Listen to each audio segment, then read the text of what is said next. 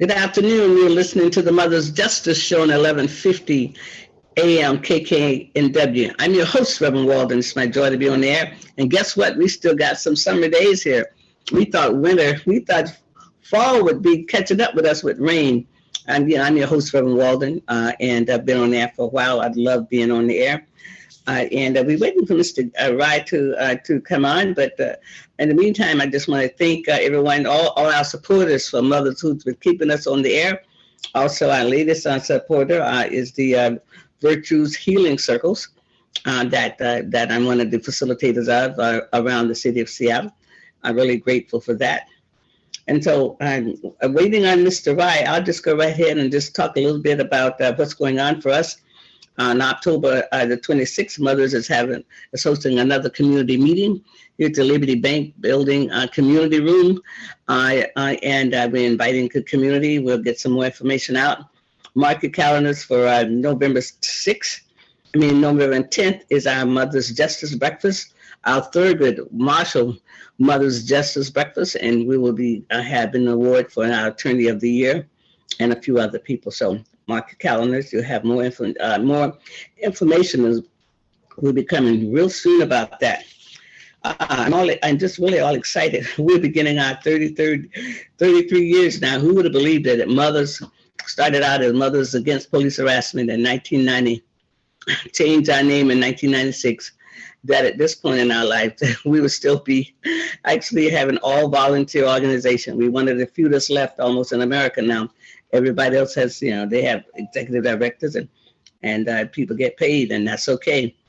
And we started out as volunteers, and we're still volunteering as we move forward into the next year. And we also had a strategic plan. Have a strategic plan that we're working on to build more capacity. As you know, I spent a lot of years downtown as one of the members of the Seattle Community Police Commission. Been down there for a while. That started in 2013, so that takes up a lot of time. Also, really grateful for volunteers and the people who came to the meeting the other night. I want to give a shout out to Chikandi Salisbury. He really does give us a lot of help. Also, Patricia Valentine and Sherry Day. And also Lynn Wilson. I mean, these are the people who've kept us going for a mighty, mighty, mighty, mighty long time. So I will absolutely just go ahead and talk about Florida. I was going to talk about Florida a little later on in the show because I have another guest that's going to come on at probably around 2:30, 2:35. Mr. Murray. Last name is McKenzie, and He's a national director for the Campaign Zero. And he's going to be talking about that. And I'll be talking about the spot shotter. So that's going to happen a little later on. But Florida is on my mind right now. So I just hop on into that since Mr. Rye isn't here yet. And he just got back from Washington, D.C. He was back for the Black Caucus conference. I think they have it every year. And he's been going back for years back for that. And I know he'll have a great update about what's happening back in D.C. He's trying to bring more information to us here. We got a lawsuit against the state of Washington. Denied African Americans actually a piece of the pie because of I-200. We've been absolutely isolated here from getting contracts from the state. We've been locked out. So anyway, there's a lawsuit that's going through. Hopefully you have some information about that. But everybody who knows, who listen to me often know I was born and raised in Florida, born in Jacksonville, raised in Sanford, Florida. And I was very interested in the hurricane. I mean, I love the wind. Most people know I love the wind too, the WIND, and it was really blowing out there the other day. And hurricanes come from, if people don't know, hurricanes come out of the Atlantic, not too far from the continent of Africa, and the trade winds bring the wind, and by the time they get get into hotter water, the more the stronger the hurricane will be. When it hits colder water, like up past New York and going toward Canada, then it will lose a lot of its steam because the ocean is not as warm as it is coming down from the southern hemisphere, coming up from the southern hemisphere. So Florida actually took a hit. But before Florida, you had Puerto Rico. And I have friends in Puerto Rico, have not been able to get in touch with them, but I do know that the president will be coming to Florida and going to Puerto Rico. Puerto Rico got hit by the previous hurricane, and all that electricity went out on the island. So, and so I'm still trying to get some information about Puerto Rico from some of my friends who live in Puerto Rico. I did talk to Frances this morning down in Sanford, Florida, where I'm from, and the phone systems are not up very well. I mean, so it goes in and out. So she couldn't be on the phone today, but she posted a lot of pictures on Facebook about the water. And Seminole County is actually in Central Florida. And the storm hit on the Gulf side, Fort Myers in Florida, and then it came across Florida. The eye hit Orlando, which is going to hit Sanford a little bit because they're 21 miles apart, going up, and then you're going to get a little bit of Daytona in there, and then went on up past Jacksonville and went about out into the Atlantic again and hit South Carolina, and then on up the coast of going toward the northern states. So anyway, Florida is really devastated. I mean, it's sort of sad to see, because some of the very islands and that they had past Miami, some of those are gone, and the bridges are gone. So it's going to be a long time recovery for Florida. But Francis said that the St. John River was overflowing, and it's come all the way downtown and past some places past downtown in Sanford. And also, it's so much flooding and water that people's going to have to look out for alligators, because it's going to be alligators around after a while, and the water moccasins. And one of the things that's happening in Seminole County, again, is Sanford, Florida, in the St. John River. This one of the rivers that run north. Most rivers run south, and the St. John River, the Amazon River, the Nile River, and the Ponderay River. I study all the rivers that runs north because I'm from Sanford, and I got introduced to rivers that run north. So I have a real fantasy about rivers that run north, and so I know them all up. I know all of the rivers in the world almost that run north, and so the water is overflowing the river. Banks really bad in Sanford now, and it did when I grew up there. I think it was a hurricane named Donna years and years ago when I was a little kid. That hurricane did a lot of damage in Sanford, Florida. And in the days when I was growing up in Florida, all the houses was built up. They weren't flat like they are today. Most of the houses in Florida today is not built to really withstand any flooding, because they all built down so low. And Francis's house is up a little bit and has some steps. So she didn't get any flooding in her home, but in her yard. And she has chickens. She lives in the city limits, but she still has chickens. And her chickens flew the coop, but they came back. And so she was really, really grateful that the chickens came back. I think she lost a rooster or two. So the people in Seminole County are trying to do the best they can, and all over Florida. I mean, sometimes it takes tragedy to bring people together, like 9/11, and sometimes so who knows, this might be the beginning of a shift of consciousness in America, because really and truly, we do need one another. No man is an island, and no man lives alone. Each man needs another one. And if you ever watched the amazing movie for me was A Wonderful Life, and as Clarence told George, you weren't here, George, to make a difference in somebody else's lives. So each one of us is here to make a difference in somebody else's life. And when we're not here, then there's a big hole in the world. There's a big hole because you're not here to do what you were supposed to do. Anyway, I'm really glad that this, not glad, but this is a real opportunity for the people in Florida to come together, to show some leadership of working together, and to move beyond all of this other stuff that clearly is part of the old consciousness. The world is changing, There's a new world being built, and it's not about divisiveness. It's not about violence. It's not about all the stuff that we see. There's a new world being created right now, and it's created out of consciousness, a consciousness of love, a consciousness of wanting to get together, and a consciousness of knowing that we're all one on a different level. There's an esoteric level. We're all one people, but we have to wake up to that. And I think that this is part of waking up the world. And also a shout out to all the women in Iran. I mean, who would believe that the women in Iran are standing up? I mean, I think the world will shift because women will stand up. I think more women who stand up with the consciousness of oneness. I mean, you have women who standing up out there being part of wanting to harm other people. But you also have more women standing up for freedom, the right to be free. And that's really what's happening on the planet. And I believe that. I don't care what I see. I believe that there's another picture. There's another world being created. And we're here to be part of that other world to be created. We're going to take a break right now, and we'll be right back. You're listening to the Mother's Justice Show on 1150 AM KKNW. I'm your host, Reverend Walden.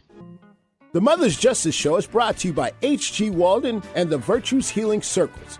Join us for Wisdom and Wellness with Reverend Walden, a monthly virtual and in-person healing circle that focuses on community healing and growth. Learn more at virtueshealing.com. That's virtueshealing.com. Also, be sure to join our healing group on Facebook. Again, visit us at virtueshealing.com today. Being a teenager is tough.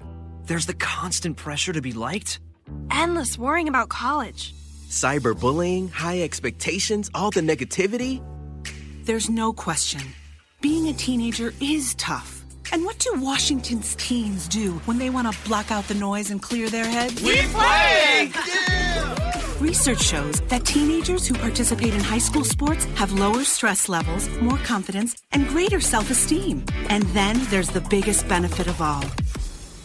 High school sports are fun. Not just fun. They're a lot of fun. Encourage your teenagers to participate in a sport or activity when they go to high school. They'll stress less and smile more. And they'll be laying the foundation for a happier, healthier future. This message presented by the Washington Interscholastic Activities Association and the Washington State Secondary Athletic Administrators Association. Hi, this is Dr. K. Mahina Intron, inviting you to tune in on Mondays on 1150 KKNW at 5 p.m. to Dr. K's Attuning to Your Abundance, where we honor everyday abundance through positive messages, poetry, music, affirmations, and writing exercises. For more information, contact Dr. K Workshops at gmail.com or Facebook, Dr. K's Abundance. For the hopeless sinner who would hurt all mankind, just to save his own. Believe me now, have pity on those whose chances grow thinner, for there's no hiding place against the kingdom's throne. Good afternoon. You're listening to the Mother's Justice Show on 1150 AM KKNW. I'm your host, Reverend Walden. It's my joy to be on air. And Mr. Rye, come on in, Mr. Rye. Yes, ma'am. I have to apologize profusely for blowing my airtime today because I look forward to being on the Mother's Justice Show because a lot of stuff we do carry over to Thursday. That's right. So when I'm on from 2 to 3, matter of fact, if people go, I think, you're up on urbanforumnw.com. You want to hear Reverend Walden's latest interview on Urban Forum Northwest, Urban Forum NW, or you can go online into my podcast and you can hear her dispensing her wisdom. So I know you've been working with the people from Florida. You're from that area. Yeah, and my heart just goes out to them. But I must say, Rick DeSantis got to prove he can run a state now instead of messing with people. Now he got a mess he got to deal with. And I just prayed that these folks are able to get what they need so they can survive. Well, one of the things I said when I was in my first segment, I just said sometimes it takes, like 9/11, sometimes it takes something big to put people to put their own little pettiness aside. So maybe this is big enough for the state of Florida. that we'll have to have some real leadership about that, because the water doesn't care if you're a Republican or a Democrat when it's flooding your house, you know, and the alligators outside your door. The alligator don't care. It's like, oh, okay, let me see if I'm going to go to a GOP house or a Republican, a Democratic house. That's what the alligator just wants something to eat. You got that right. You got that right. That's all the alligators want. Florida got a lot of alligators down, you know, a lot of them. So they're going to be, and water moccasins. And that's what Francis and I was talking about. So, boy, I'm going to hold the highest and best good because the people are suffering. And a lot of people moved down there. They moved down to be part of the red team, you know, be down to make Florida even more of a red state. And some of those people are devastated. I mean, some of them. Florida is an elderly state. It always was. Had a lot of people coming from the north when I was a girl, but now it's even more so. So a lot of people will need help.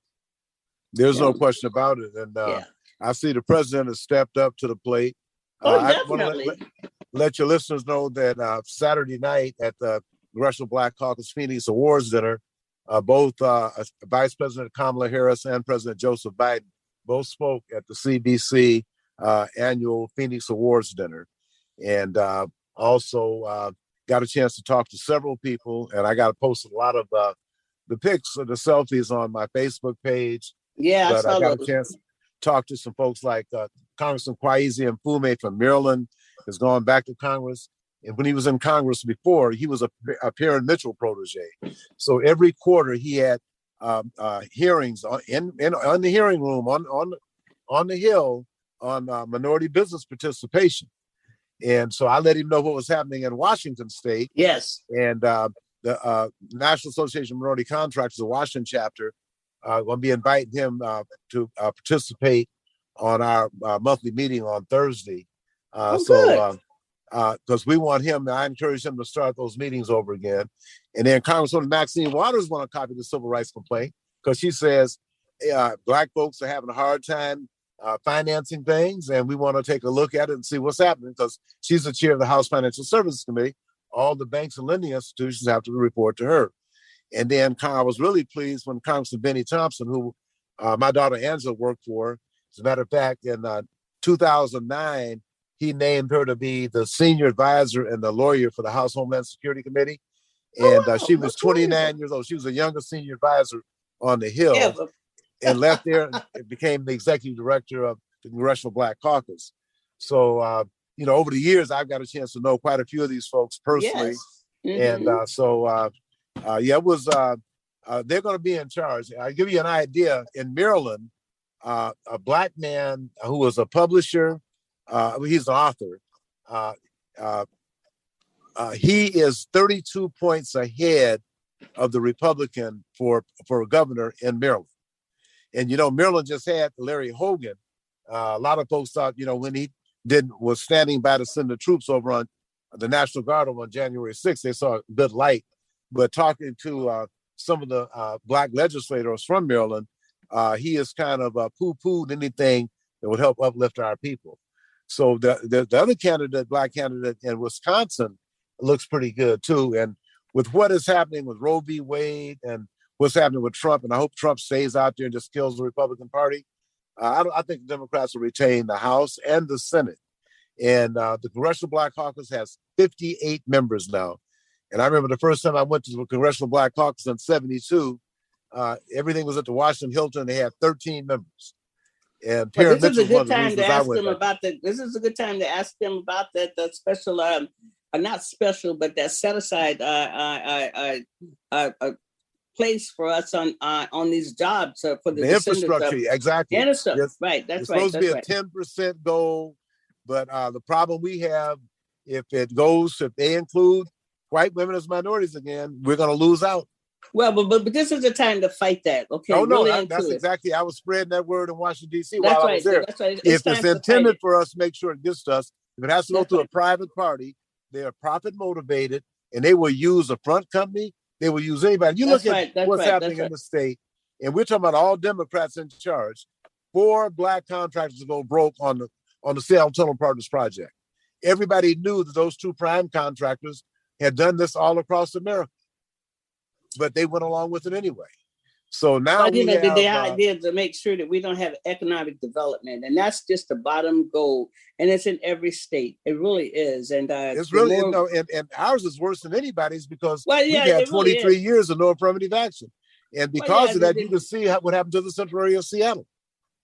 Well, but also, I mean, more importantly, they add on to that, not more importantly, but to add on to that is that they came and took Black people's business away from them. I mean, and the Dems didn't help with that. I mean, the only person that helped me was Rob McKenna. He was a Republican who shut it down against me. But really and truly, so we've had 40 years of these, and so they've gone along with this to make sure that we didn't have be part of the economic progress. But when all the other people come to America, they can get in the train. And they still want us to be on the caboose. They still want us to be on the back of the train while the train is moving with everybody else who comes. And like you say, bring me your tired, bring me all the people. And then they say, well, you all might have been here, but y'all got to still be on the caboose. You know, you got to still be in the back of the train. if we own the train at all. And if you look at Washington State, African descent, United States enslaved, our businesses, we've lost all the family businesses because there was no affirmative action. And the minute you say no affirmative action, that means the Black folks, the African descendants of the United States enslaved will not be selected. And that's what I talked to members, including Congressman Hank Johnson. He and Congresswoman Marilyn Strickland are both on the House Transportation and Infrastructure Committee. And so I'm impressed on both of them. You know, it needs to be direct access for us. That's direct access. Nothing is going to work for us. Right. Nothing does not work for us. We need to have direct access to our contracts with the owner and not with a private entity, because it hasn't worked. And if we were doing so well, how come African Americans are doing less than 1%? Well, but also why is the central area gone? I mean, why all the jobs that Black people used to have that paid good money, they don't have them anymore? I mean, what happened to that? And then the Black businesses. I mean, if we were to ever do an 800 number and do a survey across the state, how many Black businesses in Spokane went out? How many Black businesses over in the Tri-Cities went out? You know, and down the few that you might have had down in Vancouver, might even have one or two in Bellingham that we didn't know about.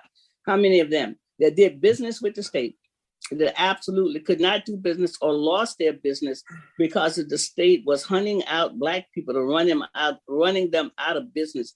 And I'm going to always say they hunted me down and they ran me out of business. A 25-year-old business, overnight they ran me out. And then what Mr. Branch had a payroll of $21 million over there a year. All those people he hired are there, and then he had a nursing home up in the town of Snohomish. See? Well, you know, this has been consistent because in 1972, Don Dudley had a KYAC and an FM station worth $2 million, and the bank would loan him $200,000. Okay, that's right. So we know exactly what's happening. And the thing about it is that people can say whatever they want to say. I know there are a lot of consultants and organizations that the governor supports, but the bottom line is when we're doing less than 1% of the state's business, I'm very sorry. I don't care how much money he gives to these other organizations. If Black folks aren't participating, some people are just getting a check. That doesn't mean a darn thing for the rest of the people in the state. It does not. It really does not. And when I came to Seattle, you had a few Black businesses that was putting that, what do you call them when they doing the roads out there? They put the flaggers. The flaggers. Yeah, no. They had the equipment and they had the contracts to actually be working on the roads out there. That was J.D. Mason and Eli Mason and I know who you're talking about. But the thing about it is that work is being discouraged, and you know a lot of that stuff. We just have to face it. They will deal with anybody other than African other than us. I mean, really and truly. That's all this because on Sound Transit. When they were trying to build doing the tunnel, they went to Los Angeles and brought people back, and all the Black people who were working on the tunnel, down there with the drilling and stuff, they lost their jobs, and the other people came. All four Black companies all went out of business working on the Tunnel Partners Project. Dragados and Tudor Perini, and I give it to 2011. Seattle City Council Michael Bryan said, "I'm concerned with their record of mistreating minority firms."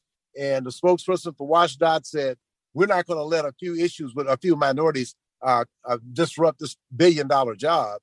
Well, yep. You know what? They were true to form, and they ran 4 Black folks out of business. And DOT had people overseeing it and didn't do one thing to advocate on their behalf. That's why right now, Black folks in this state are doing less than 1% of the state's business. Well, and I hope the people lie.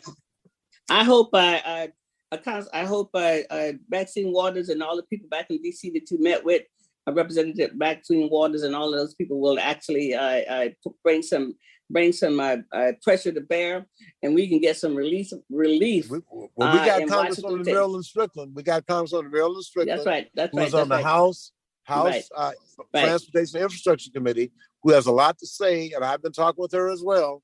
So we just gonna keep pushing, because if we don't, nothing will happen. All right, well, Mr. Wright, thank you for coming on, and and we'll be praying for our family in Florida and all up and down the Atlantic coast, and I'll be talking to you next time. How is that? Oh, that's fine. Once again, I want to apologize for being late. That's okay. Thank you so much. Thank you. All right.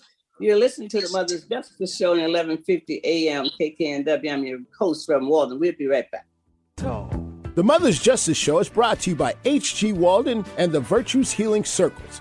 Join us for Wisdom and Wellness with Reverend Walden, a monthly virtual and in-person healing circle that focuses on community healing and growth. Learn more at virtueshealing.com. That's virtueshealing.com. Also, be sure to join our healing group on Facebook.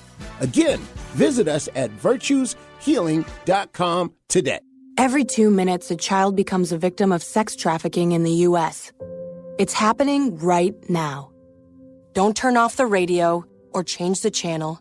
Don't cover your kids' ears, no matter how much you want to ignore it. Child trafficking is real. In fact, it's happening in your town. And you know what our greatest weapon against child trafficking is? It's our children. It's time to act with PACT. That's Partners Against Child Trafficking. PACT works to teach students how to identify the warning signs of child trafficking so they can help other vulnerable kids around them. PACT student ambassadors receive in-depth training on the issue and design a project to raise awareness, reduce victimization, and disrupt demand. Visit pact.city to start donating today. That's pact.city. And for as little as $5 a month, you can help end child exploitation. Be sure to support the sponsors of your favorite shows on Alternative Talk 1150. Good afternoon. You're listening to the Mother's Justice Show on 11:50 a.m. KKNW. I'm your host, Reverend Walden. It's my joy to be on there. Thank you for listening out there. I want to bring my next guest in. He's a new guest for me. Hello, how are you doing? I'm good. It's an honor to be here. Thank you for making time, Reverend Walden. Your first name is DeRay. Is that how you call it? How do you pronounce the first name? DeRay. DeRay. Okay. All right. So welcome. And so I'll let you introduce yourself so you can let us know who you are. I'm DeRay Mckesson. I help lead an organization called Campaign Zero. I was one of the original protesters in Ferguson in 2014 and have continued to fight to end police violence. So I've met with President Obama, people at all levels of government. I'm on the Council for Criminal Justice Reform, currently being sued by police in Baton Rouge, and care about these issues deeply. All right. Well, welcome. Because I'm the Reverend Harriett Walden and the founder of Mothers for Police Accountability. We started, this is our beginning our 33rd year. We started in 1990. So we've been around. We had a names change in the middle. Probably 1996, we changed from Mothers Against Police Harassment to Mothers for Police Accountability, because it's about more than that. So, but over the time, we've actually brought down our scope to be involved with all kinds of issues in the community, especially violence against us. Violence in our community is at an all-time high. In every major city it is.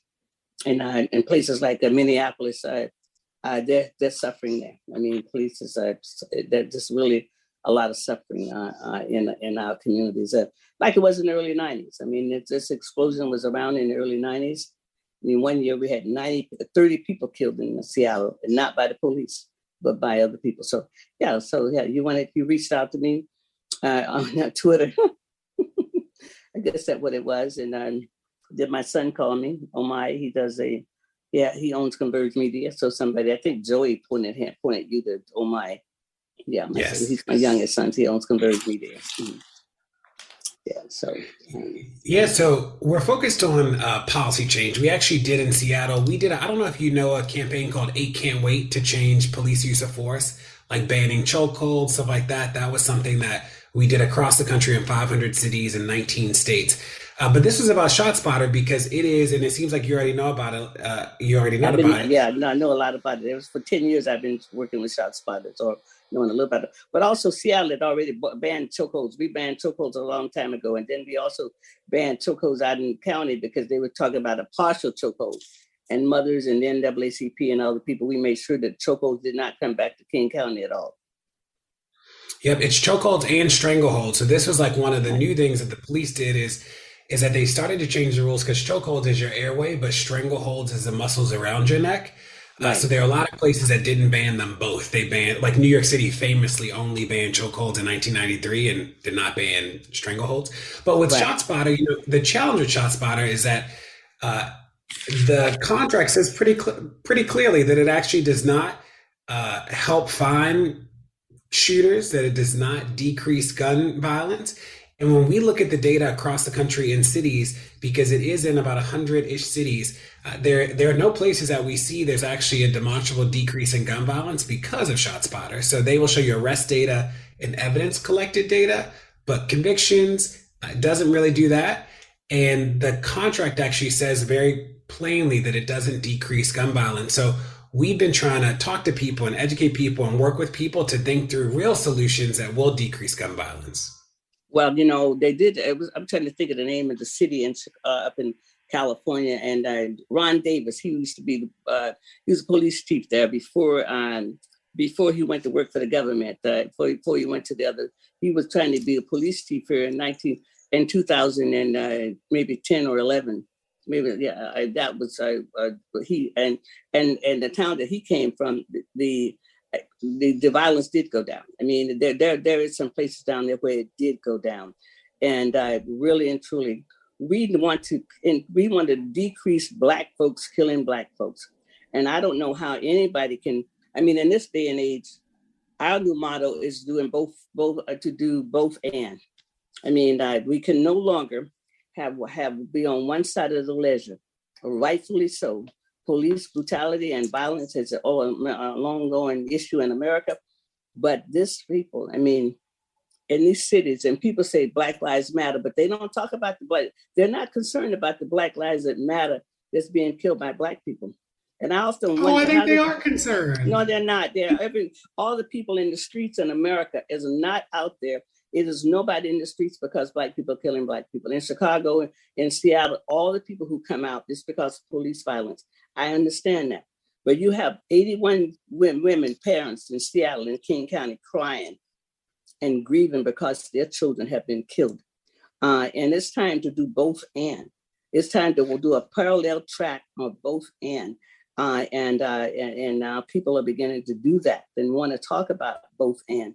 Because we cannot spend all that time on the ledger, on one side of the ledger, and not talk about the mothers and the people who are suffering. So I'm convinced about this Black Charter. I've been involved with it for 10 years. Murray, who was the previous mayor, he was going to do a pilot on it, and he had a press conference on it. And so I believe that Bruce Harrell put it back in the budget, and it's a lot of people in this town will be asking for it to go at least for a pilot to. I mean, I don't think anybody should stand in the way of a pilot in a city when the people in the city might want that pilot. Yeah, that's fine. It's just not true that people don't care about community violence. I'm in a city, Baltimore has 300 murders a year. Both my parents were addicted to drugs, and we have all been people who've been affected by gun violence. So it's hard to hear somebody say that people don't care about community violence because in my community, the people who have the platform, when Black Lives Matter first got started, I mean, after Trayvon Martin got killed, I mean, that's where I'm from, in Sanford, Florida. Then they coined the word Black Lives Matter, and then it clicked on. And I was quoted in the Huffington Post that says our blackness is not a crime, and so I don't use the word Black Lives Matter. We gave the money back that they gave us, but most of the times when people are protesting, I have not seen outside of anything that if there's a protest about people harming one another, it's because Mothers Police Accountability call that protest here in Seattle or call that press conference. No other groups in this area are standing up and talking about how we harm one another because it's hard to talk about. I mean, look at the mothers in Chicago. I mean, over 1,000 mothers are crying, past 1,000 mothers are crying in Chicago. And how do they feel? If we just dissect how the mothers on the other side of this equation feel when all the people are in the streets, rightfully so, about, George Floyd and all of these are rightfully so, but nobody's coming over there to be assistance to them. But in Chicago, there are mothers. There's a big activist community and the community groups who are working to end ShotSpotter because in Chicago, there was a 17-year-old that was killed because of ShotSpotter. There was a ShotSpotter alert that called the police to an area. He actually didn't shoot a gun at all, but the police got out of their car and actually killed him. So, we're working with Arnie Duncan in Chicago, who was the former Secretary of Education. He's doing gun violence prevention. And there are a host of people and incredible activists in Chicago and community members working really hard. So the thing about ShotSpotter, though, is that there just isn't a city, and I'm happy to go over the data with you, but I know about the data. I got the data, and I have the data, and also have the data on the other side. So that's correct. I mean, I'm going to give you the platform because as I asked you, you wanted to talk to me, and that's fine. But also, I just wanted to say one thing. I am working with the parents, the mothers and fathers in Harlem, and they're working with the police too. I mean, I've had them on my show, and I used to be in Chicago all the time because I did Citizen Alert with Mary Powers. Mary Powers started Citizen Alert. It was the reason why James Byrd went to prison there, and I was there with Amnesty International and the National Coalition for Police Accountability. This is a long history of working on these issues here around police violence. I mean, like I say, it's been a generation of working on these issues. And so I understand spots. I understand it. I really do. And I just still think that we should give it a try here in Seattle for a pilot. I mean, I think that, and I think the people who here want it will probably come out to the city council and speak for it. But go ahead and tell us about your stats. No, there just is there is no American city that ShotSpotter has data that shows that ShotSpotter actually decreased gun violence. It just doesn't exist. But, here's what I'd say to you is that you wouldn't get a DNA machine that doesn't actually analyze DNA, ShotSpotter, the actual contract says it does not decrease gun violence. It says that. That's like actually what it says. And, happy to show it to to you, but, I got it. I mean, and also I've had demonstrations on both sides. I mean, like I said, I've been at this a long time, so I'm not a novice. Please don't think that I'm a novice at this, okay? No, I'm not saying you're a novice. I'm just saying. I'm not saying you're a novice. So what do you say to the contract when the contract says it doesn't decrease gun violence? What do you make of that? Well, I make up a lot of things about it, and I'm willing to still consider it as a pilot to see what it might do here in Seattle.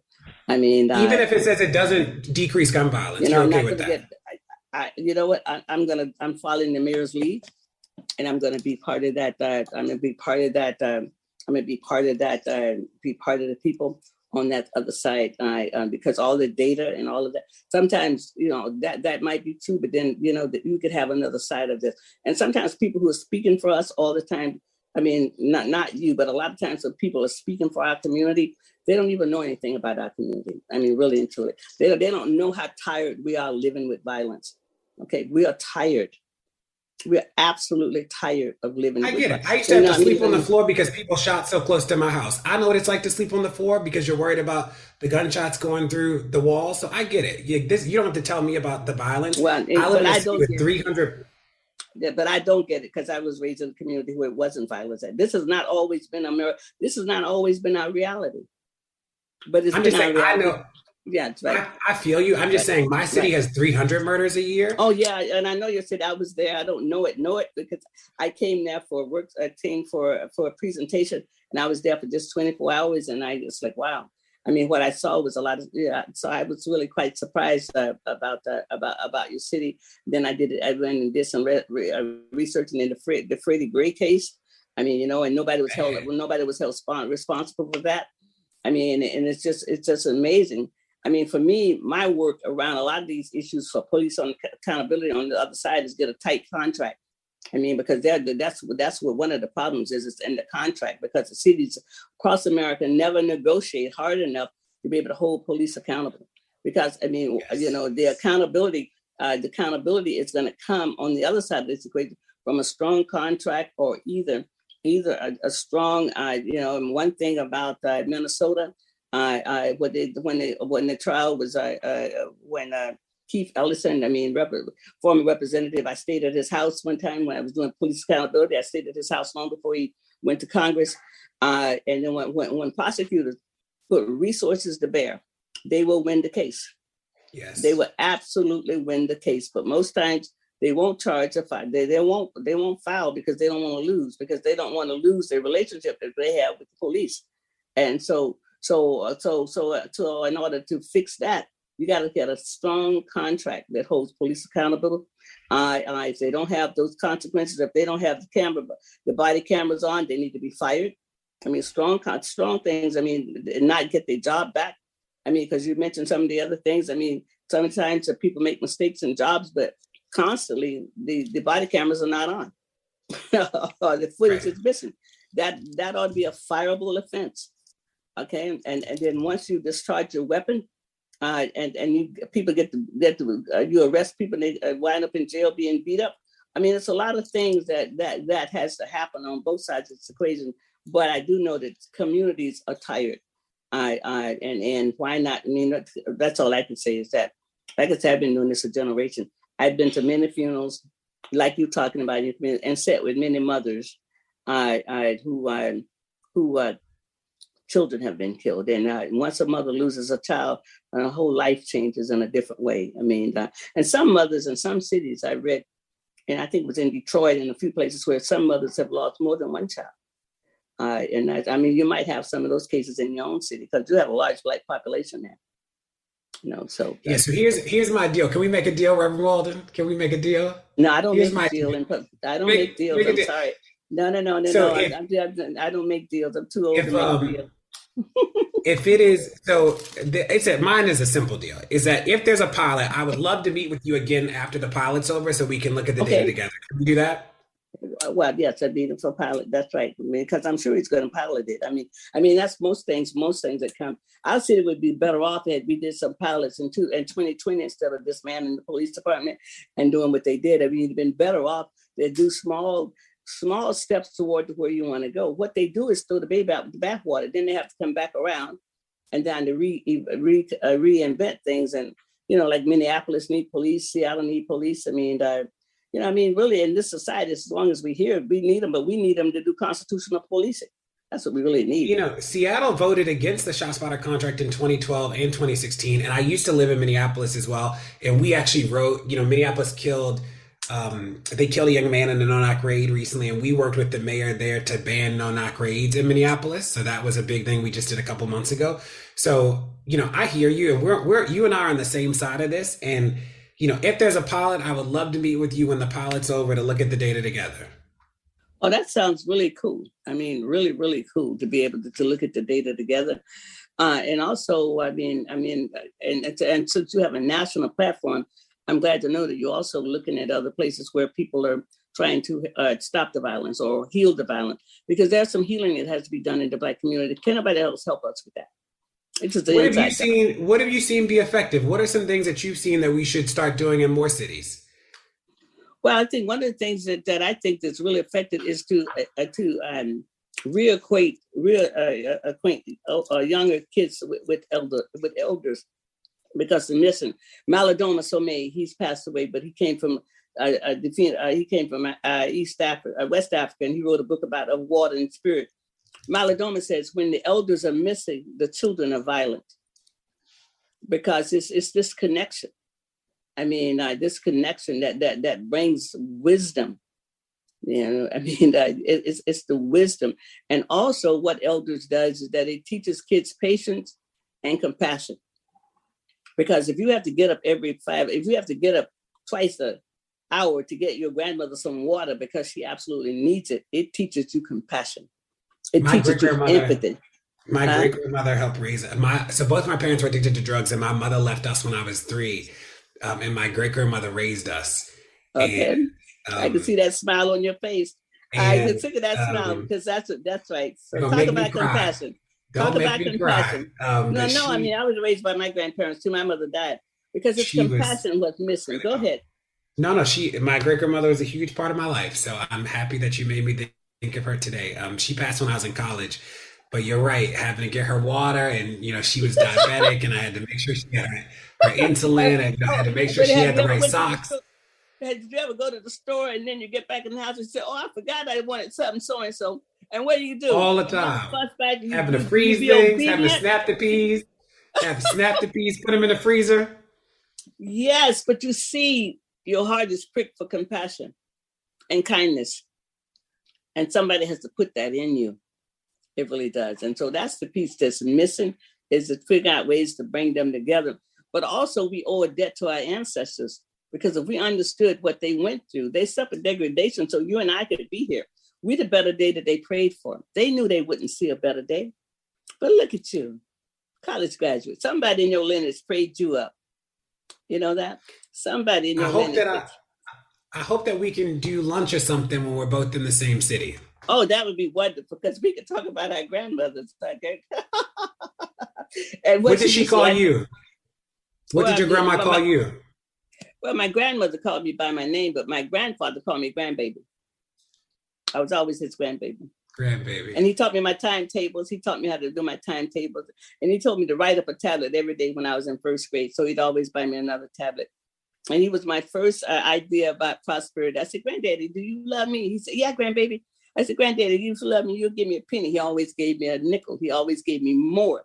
So he set me on the road to understanding that prosperity is you always ask and then you always get more.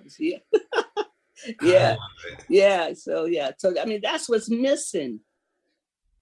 It really is. So that humanizes us. See, and I coming out of segregation, I was raised with all Black people, never had a white teacher in my life.